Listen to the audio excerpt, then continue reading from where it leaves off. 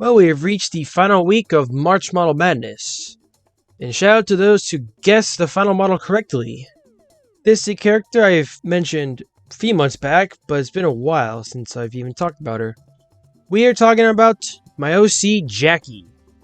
She has been waiting for her model showcase for quite some time now. I believe she was finished around November, December-ish of last year. She's also a character I kinda made on the fly. I came across a Rapido 1500 model for a good deal in Rise of Sheffield a few months back, and realized that I've not made a Great Western OC up to that point. And I've always wanted to too, so I figured this model would be a good candidate for that. I bought the model, and as I waited for its arrival, I crafted her backstory, name, personality, the whole shebang. Which I'll go into briefly, and then how I made the model itself. Here we go. Jackie was built with the initial batch of the 1500 panniers. She swapped numbers a lot in the beginning, but she wound up with the number 1506 when she was withdrawn from service. Jackie sat in the back of the queue for scrapping until the Northwestern Railway saved her in the early 70s. Due to the number of engines already being restored for the Northwestern at the time, Jackie wound up at the back of the queue again, and was eventually restored sometime later in 1981. Jackie officially returned to service as the Northwestern Railway's number 32, and the third official engine assigned to the Callan branch line, better known as the Little Western. Jackie now works with Duck, Oliver, Toad, and all the other Little Westerners, and often meets up with engines of the other branch lines that connect to Callan as well. Jackie usually picks the entertainment for Ancient Shed Movie Night, and more often than not, her picks are movies from the Technicolor era or directed by Wes Anderson. She just loves that kind of aesthetic. Jackie still works on the Little Western branch line today, and is ultimately living her best life.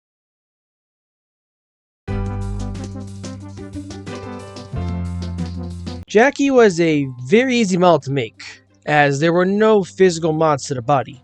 All the work was just paint. Jackie was made using Rapido's glorious 1500 model as a base. Rapido never misses, I swear. All the models are so peak. I bought her base model at the same time as I bought the base models for Stanley and Barry, so some of their progress picks will overlap. The painting process was super easy. First coat of primer, and several coats of Great Western Mint. This is a custom mix I made based on the later Railway Series illustrations.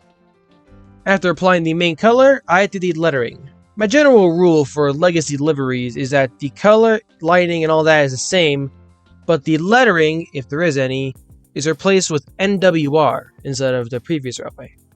Jackie's lettering would follow suit.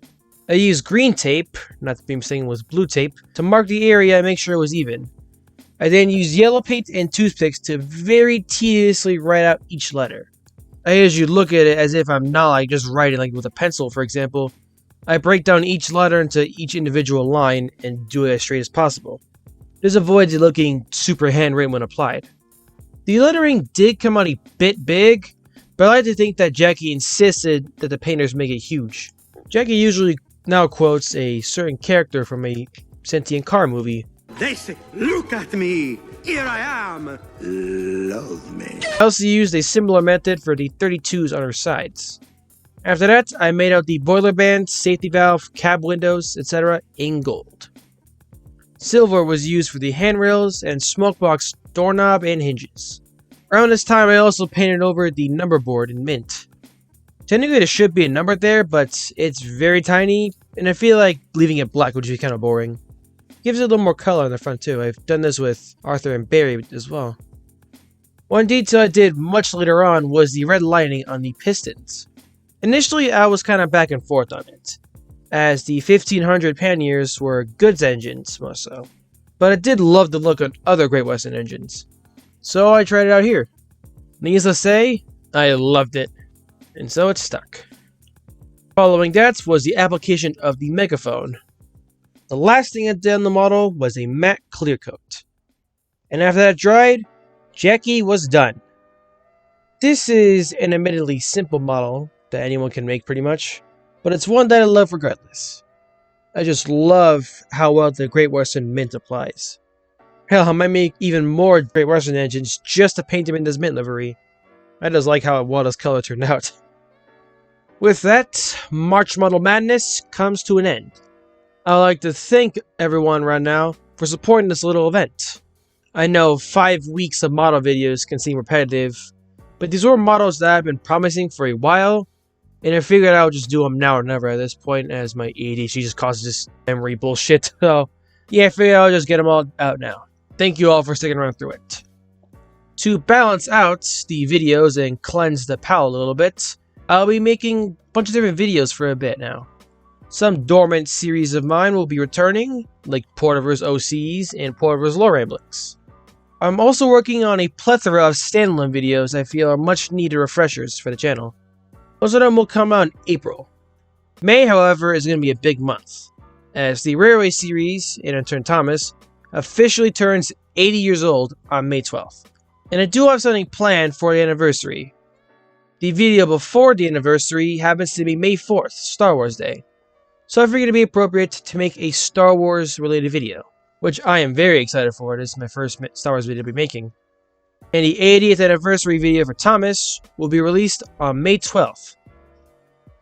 I'm not going to reveal it just yet, but note that we'll release a teaser a few days in advance. And not just community tab, I'm talking a video teaser. After the 80th, I have a few non-Thomas videos dropping. I've been wanting to branch out more of my content anyways. I feel it keeps the videos feeling fresh. And I want to make the rest of 2025 fresh and entertaining for you all. Lots of big things ahead in the future. Thank you all very much for watching this episode of Porterverse Workbench, and I shall see you all same time next week.